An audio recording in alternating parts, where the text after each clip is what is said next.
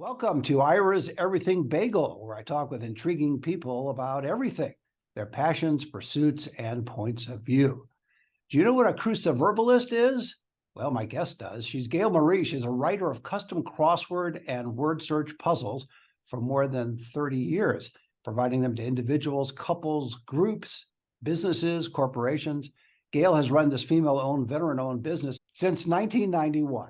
Cruciverbalist means a designer or aficionado of crossword puzzles. So for everything about Gail, go to customcrosswords.com. That's customcrosswords.com. And Gail, welcome to the show. Thank you so much. So you're an interesting person with an interesting background. I'm just curious, when you meet a guy for the first time to possibly go on a date, do you check him up and down and side to side? Across and down? Yeah, exactly. Yes. I didn't want to be too obvious by saying it that way. Yeah, that's exactly right. So you wrote your first crossword, I think it was 1990. How did that start? And why did you find that you had this affinity for creating crossword puzzles? And you've been doing it so many years now. And I am always amazed because I can barely solve a crossword puzzle, and here you are creating them. So how did that all start for you? Well, I've always been a spelling fanatic, and I created my first crossword for cable television when my coworkers couldn't spell cable correctly, even if it was on top of the page. And you know, it's a reflection on the company if someone's spelling things wrong in their own business. How are they spelling it? Was it Cabel? Is that what they were doing? Yes. Oh, Yep. okay. And as soon as I saw that, I said, I've got to fix this somehow. But I wrote a crossword that was all cable television technical terms, and it went to 13 other cable companies we were affiliated with. And one of the recipients of that puzzle came to me and said, can you do a crossword about my dad? He loves crosswords. And so I tried it and it worked. So what goes on in your mind or other people's minds that are involved in this field? What is the difference between you and the average bear who couldn't, as I can't figure out a crossword puzzle, or I do some of the words, but I can never solve all of them. I can get about 70% usually. So I'm a failure, but you are coming up with this stuff. What goes on in your mind as you're creating it? Do you make a list of words first? So if you're doing a custom crossword puzzle for somebody, as you mentioned, initially someone came to you and said, hey, can you do it for my dad? Now you're doing it for corporations and non-profit organizations and individuals and couples, et cetera, et cetera. And as I mentioned, if you just go to her website, you can find out how she does that and how to hire her. So customcrosswords.com. But what goes on in your mind when you start to put the puzzle together? That's a long question, which of course is a short question, but I tend to be verbose. So, okay, there's a word, verbose. Put that into the crossword puzzle. Oh, there you go. Yeah. So yes, I make sure that my crosswords and word search puzzles are a certain subject. I don't care about symmetry, as all the newspaper crosswords will demand. They want it to be a certain pattern where if you cut the puzzle in half and flip it over, all your black and white squares match. I don't care about that. I learned it wasn't important to people. It's a subject that matters. So if you know everything about cars and can actually spell wrench and things, you can do a crossword that's, you know, for your field. And that was kind of the idea. So starting with the cable TV, it's a reinforcement on getting your spelling right. And if you need to learn to spell them, you use a word search puzzle to be more of an educator. You mentioned symmetry. I didn't think of that before, but for some reason, as you said, if you fold it in half, it has to match the black. You fold it in half and flip it over, and all your black and white squares match. And there's a certain ratio you're supposed to have of black and white squares. Someone came up with all these rules on writing crosswords, and I break them. Okay, I got it. So when did you decide to go full time with this? Because now the guy comes to you about his dad after you make a great cable crossword puzzle for people who can't spell cable, and they probably can't spell crossword, but anyway, or puzzle. So when did you decide to go full time with it? Were you doing other things before you finally said, hey, you know what, this is going to be a full-time business for me? Well, I tried to ease into it to test the waters. I really had trouble pricing. I couldn't find any similar business except for when you go to the fair and someone has you do a little book about their kid with the names fit in of their friends, and it's automated and all that. It's more of an AI thing. And I didn't know how to price myself, and I didn't want to have a computer. I wrote all my crosswords, as I still do, crosswords and word searches by hand with graph paper and pencil. And so I sent it out to someone else to set it up, and then I'd have to proofread it and get it fixed. And I wasn't making much of a profit at the beginning until I started doing most of it myself and breaking down and getting a computer. So you eased into it. You eventually got a computer. I know you came to Las Vegas, where you currently reside nearby in if we can say Sandy Valley, and that was in 2003. So before you moved here, you were doing this full time? Yes, I was promoting in Sacramento. I started the business in Placerville, California, which is halfway between Sacramento and Tahoe, if you're not familiar. And so promoted all around. I wrote a little puzzle book for Placerville. There's a lot of gold mining, it was the gold rush area, and a lot of history and haunted places, and sold my puzzle book to about 40 different locations throughout the valley there, and promoted to Sacramento for trade shows, any kind of corporate business, and really went kind of wild with it, and kept really busy, and then moved to Vegas because my thought was there were so many trade shows you attend, and you get your little flyer about someone's business and what they can offer you. And you see them at the door tossing all the flyers away and keeping the candy and all the little gadgets they get. And when I would see all that paper in the trash, it was like, okay, you could have a puzzle on one side to win, say, lunch for two, and the other side's your information, and you're reinforcing that. They give it to you as a drawing for a contest, and you could win something, but you've collected a list of possible contacts that now know more about your business. So that was my first focus in Vegas. Did it work for you working with the trade shows and conventions that come into town? I learned it did not. Oh, What okay. happened was there was a lot of red tape. Actually, not necessarily red tape, but you have to catch the person who puts the venue together and know it's who you know, basically. And I didn't find that person, those kind of people, for a long time. I just started going to a lot of business networking groups, and introducing myself in person and speaking for places like Rotary, and with an unusual business, I can get stories written about me and things. So I just kind of started over in Las Vegas. Okay, so that worked better for you, the meeting with small groups at luncheons and networking situations, rather than trying to do the trade shows or the conventions Right. themselves. Are there a lot of you in the country? Is there an association? Do you get together once a year and sit there and figure out puzzles, or is it just individuals that you have come into contact with that you know also are cruciverbalists? There was one in California who wrote crosswords to promote his real estate company.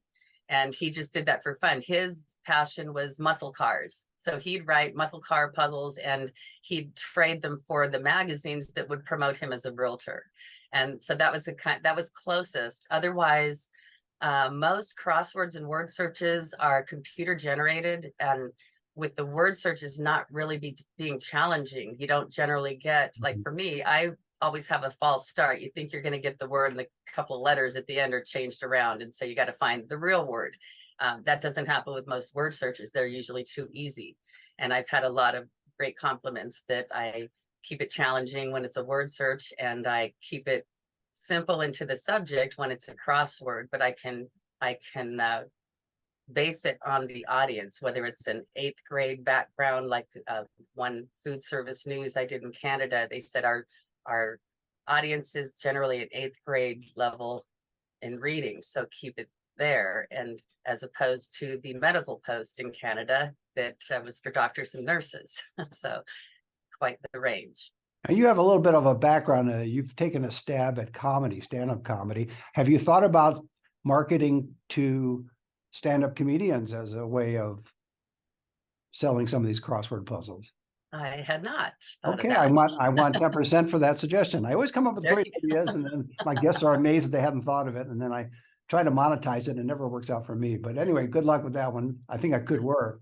So clearly you have a sense of humor if you want to become a stand-up comedian, right? Or the other theory is any stand-up comedian has a lot of angsts, or it could be both. So which one is it for you?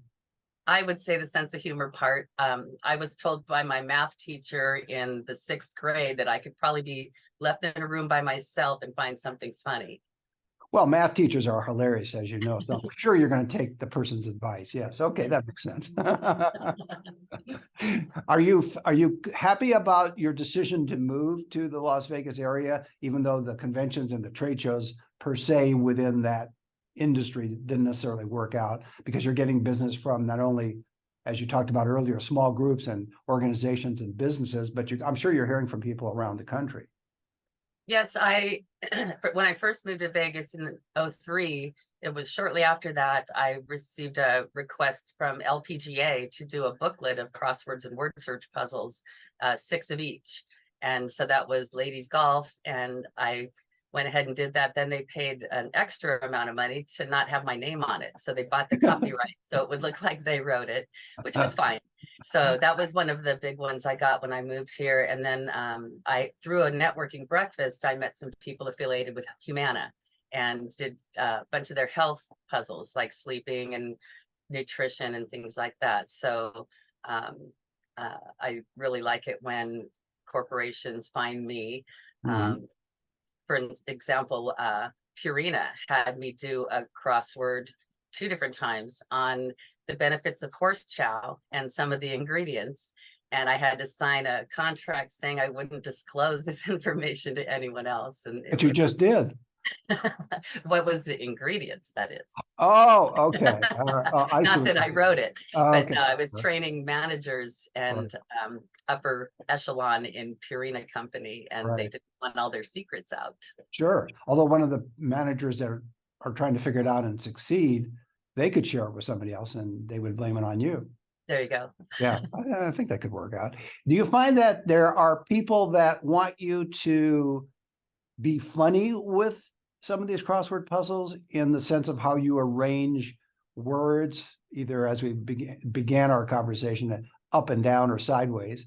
In other words, have some of your clients come to you and said, we want you to do a crossword puzzle on this industry that we have, or this company that we have, or this organization that we have, but can you put some humor into it? Not specifically. I try to encourage humor in most things just because it's about fun and games. That's kind of my genre. So, but I try to get people to think humor when they're doing a personalized crossword, like who fell out of the boat when we were in Lake Michigan, whatever, So remember when type things in personalized puzzles. And a lot of the times people have a really big kick out of that. They can tell on each other things happened when they were kids and stuff like that. So it does come out based on my encouragement. So I guess I do already ask for comedy in there, a little bit of fun. One gal had a crossword she wrote for a family gathering, and it was their first without her grandparents. And so she wrote a crossword puzzle mostly about them. And she kept saying how she was the favorite granddaughter because she wrote the puzzle. So she got to be the favorite in all the different clues. So it was really rather hilarious. And everyone got a big kick out of it. There's another market segment for you, doing funerals. Yes, I've done that. Not necessarily the funerals, but about 6 months after someone's passed, when someone's ready to do like a celebration of life crossword, I've done that. That's sort of what I meant, but I stumbled and said funeral. But you're right. Yeah, no celebration of life. Especially with humor is always great for a celebration of life, because you want to remember the person fondly and with humor. If they had humor, some people don't have humor, but that's okay. I mean, you are who you are in that sense. How long does a typical crossword puzzle take to complete for you? In other words, that you're satisfied and it is where it needs to be. As far as the writing of the grid itself, I start with 1 across and 1 down. And of course, it has to have a matching letter. But it just kind of tends to fall together. It's something that I can't really teach somebody. I can look at the list of words, just check it over and find where they'll fall. And sometimes I do have to walk away halfway between writing the crossword grid, but that takes the longest, is getting the words, as many as possible in that grid. Because I ask for 40 to 55 words, phrases, and ideas when it's a personalized puzzle or a corporate puzzle. And I want to make sure they get what they want in there. They start with their top 20, and then I get as much as I can, and generally all of them. But it can take anywhere from 20 minutes if things are going well, to a day and a half if I have to walk away and come back, because You've actually done sometimes some puzzles in 20 get minutes? writer's block. In 20 minutes you've done? I've done that, yes, Huh, yes. interesting. And yet you also, like, as you said, you sometimes can take a day and a half to do it as Yes, I well. had Honda Corporation ask me early on in my career to write a crossword that didn't have any consonants crossing, just vowels, to make it tricky. And I had to start that puzzle 3 different times to get that to work. And I finally did it, but I should have charged him 3 or 4 times as much Oh, money, yeah, because I had no exactly. idea. Right. I put the limit, I agreed to the limitations, and that was a hard one. So I won't do that again. Yeah, no, exactly. I would imagine pricing wise, once you, as you said, you didn't know how to price yourself. I guess you could do it either on an hourly rate, or if it's a particularly sophisticated one, such as the Honda one where you had to do all consonants, that you could charge a premium fee based on just the hard work involved, because clearly you have to do some research to make it work. Right. Yes. And what's nice is all subject puzzles I've written are protected under the magazine or whoever I've written it for, but they still belong to me unless someone purchases the copyright. So Right. I can reuse these puzzles, which is nice. So I'm actually in the process of gathering years and years of puzzles for individual puzzle books on certain subjects. Right. That's So people could for, buy I don't know in if it's print still, demand. I don't know if it's still called it or not, but it used to be called first serial rights, where you were selling that for publication in a magazine, and then you retained all the other rights unless you sold them.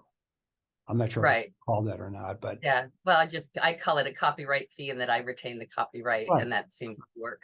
What about, does that include also now in the custom stuff where a company comes to you and wants you to do that? You give them all rights, I assume, in that situation, because it's specific to them.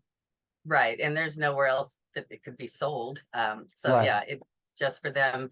And that's also the reason I learned how to get prepaid, because if I write a custom puzzle for someone, it can't go to someone else. I've used all that time, and so I don't do an invoicing process unless it's consistent magazine accounts. Right. So they agree to pay up front for it because they realize what they're asking. Right. Yeah, that makes sense. Now, have you had requests from other countries and other languages? I've actually done a French crossword. It was a personalized puzzle. And then I just have to rely on them that they can spell, because I just was stumbling.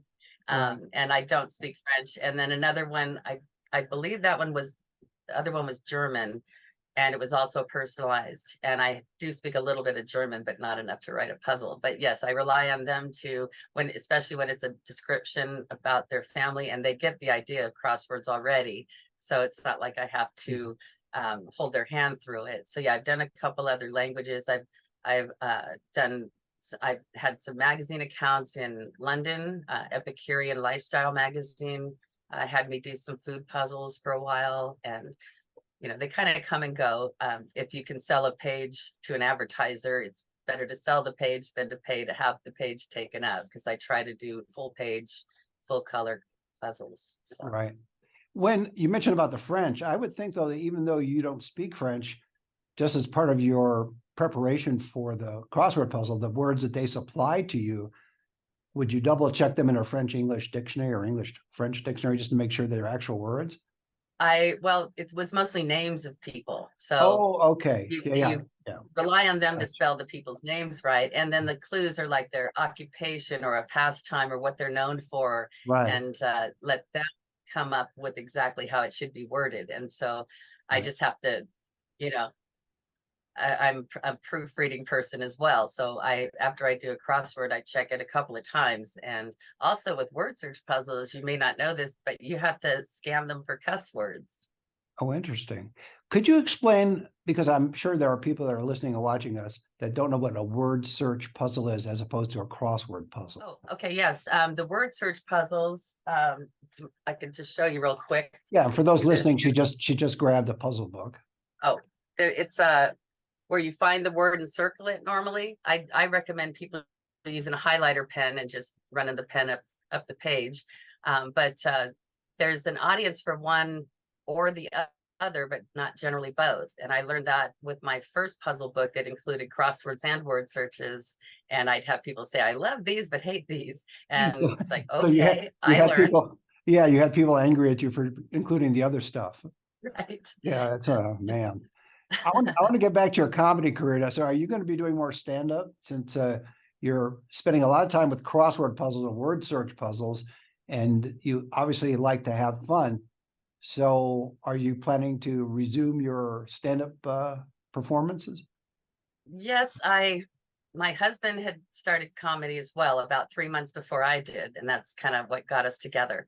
But we're both talking about doing some more stand-up. You kind of have to go to open mics, and they generally start at 9 or 10 at night, and you might get on stage at 1 in the morning. So it's a process, and Right. it takes a lot of practice, and it's tough to get a gig. But we're now an hour outside of Vegas, where we used to live in Vegas, and that made it much easier to and fro. So we're planning to do this before the end of the year, is get back into some sort of stand-up comedy stuff. And I've been collecting material. So if you go to a comedy club and you're waiting for your turn, which is going to be 1 a.m. and it's very late, are you going to be watching the other comedians, or are you going to be working on crossword puzzles while you're sitting there waiting for your turn? I generally watch the other comics and such. There are some that'll sit there and write out their whole routine while all the other comics are performing. And a comedian crowd is a tough crowd. So if you can make other comics laugh, that's good too. Yeah. But once the regular kind of crowds dissipate, you're kind of talking to yourself and doing the best you can. But yeah, it's when you do open mics, you sign up and you just wait, and you never know how long each person's set is on something like that, or if they cut them off at a certain time. So Yeah, and I would assume that when you're up there, you record yourself so you can go over it and see what you like and don't like and that kind of thing. you would think we'd do that more. We're going to try to start doing that a little bit more, because my last recording of stand-up was in March of 11. Oh, that goes back a way. All right. Yeah. Oh, Yes. that's when they had physical tape recorders, right? No digital. I'm joking. I'm sure it was digital there. And did they pay you at all? Or you mentioned, I think, that they pay you in beer, right? Yes, we got beer, a couple of beers for the set, and I think that was it. It just the enjoyment of doing it, though. And it was at Tommy Rocker's, and it was Which is in Las Vegas, for those who are yes, watching. yeah. And so they had a every Friday they'd have Cozy's Comedy Corner, and she had 100 comedians, and she'd put me up every month generally. So even sometimes a couple times, and that was great because I really enjoy it. Do you reference your crossword puzzle making abilities as part of your act? I have some things to say about it, but I hadn't in the past. Okay. Kind of that separate. What keeps your passion going for writing, creating crossword puzzles? I mean, it's a business for you now, but you clearly have to have a certain amount of enthusiasm for it in order to do it on a daily basis or every other day, however your schedule is. I don't know what your schedule is. Do you do a puzzle a day, or depending on what business comes in, it could be 2 puzzles a day, 3 puzzles a day?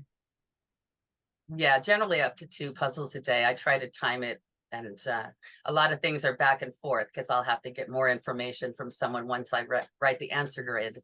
And then a lot of times it'll say sister, her name's Adelaide. Well, I can't put the clue as sister, so you have to come back and ask for, other information that would not be so simple for the person working the puzzle. To what extent do you rely on the computer for your crossword puzzles these days? Working the crossword puzzle itself, are you using the old pencil and grid thing, or are you actually using the computer and work that way?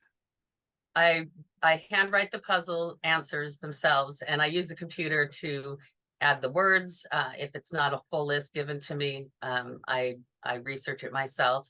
So yeah, definitely very much help now that they have full vocabularies and different subjects that you can find. What has been your most challenging crossword puzzle to date to create for a client? If you can think of one that just comes to mind right away. The gastrointestinal diseases for Johns Hopkins website. That one was it was not fun words to put in a puzzle, but they wanted it, so they got it. I'm getting a stomach ache just thinking about that. So yeah, I can see how that would work. Amazing. The looking to the future, what do you think you're going to put some more books together, or to go a different way altogether? How do you see yourself in 5-10 years in terms of the crossword puzzle world and the word search puzzle world? My plan is to have people hire me to travel around to their area, write full puzzle books on the museums and sites of interest, anything that they want to attract people to their place as tourism or through a chamber of commerce or something. And so I get paid to travel and go to these places with an escort and learn their most important items, get to see it all myself, and then write fun puzzles about it. I like the concept, although they probably would say to you, you can find all that information online. We don't want to pay for the airfare. Don't tell them that. No, I'm not going to say a word. My lips are sealed. Well, that's a great way to leave it. My guest has been Gail Marie. She's a writer of custom crossword and word search puzzles for more than 30 years, providing them to individuals, couples, groups, businesses, and corporations. And for everything about Gail and to find out more about her business, go to customcrosswords.com. That's customcrosswords.com. Gail, thanks for being on the show. Thank you so much, Ira. And join us every Thursday for a new schmear on Ira's Everything Bagel.